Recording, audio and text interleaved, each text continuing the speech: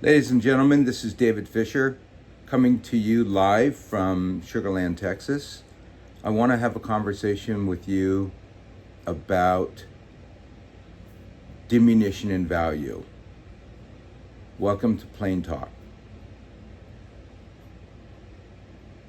Diminution in value is something that commonly is incurred when an aircraft has damage history on an aircraft. And let's talk about what damage history is. Damage history can be anything from a lightning strike, physical damage, an incursion,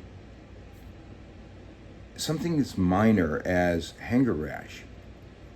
Everything that happens to that aircraft that requires a repair is damage history.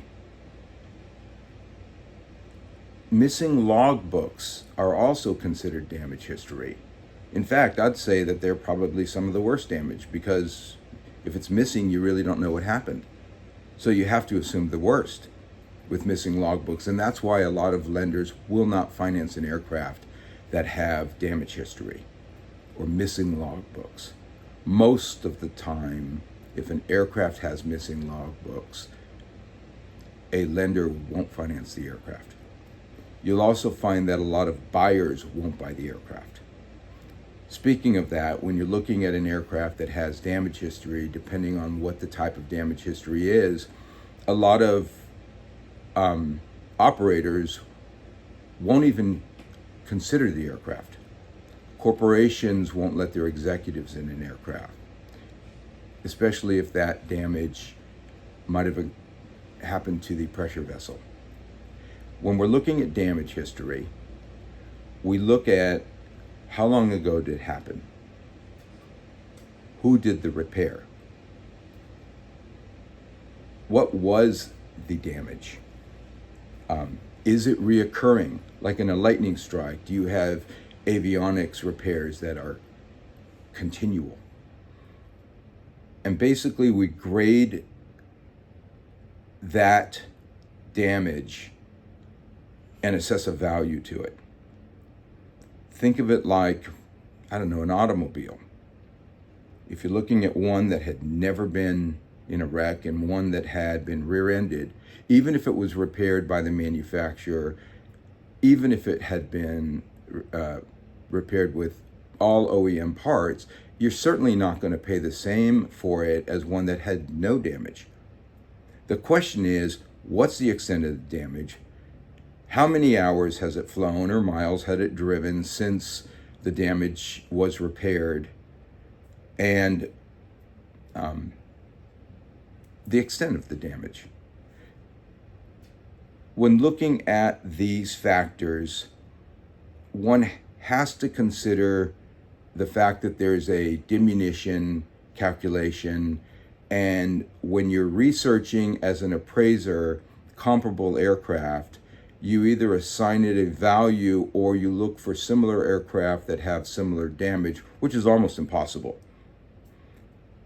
So you set up your subject aircraft, and then you assign a plus or minus to comparable aircraft with the diminution calculation built in. This is where you want to look for an appraiser who has expertise in diminution. When looking for that, consider Western Aviation. We specialize in diminution. I also want to mention something briefly. When we're looking at an aircraft, we also look at things in the logbook that may not be documented as damage, but they are damage. Because if it's something that has occurred in the OEM, the manufacturer has done a repair, it might be listed as a modification. And so in those regards, you need to look at it and saying, is this something that normally would be modified? It's one thing adding winglets to an aircraft, which does require a 337. However, and it is a modification, but it's not damage.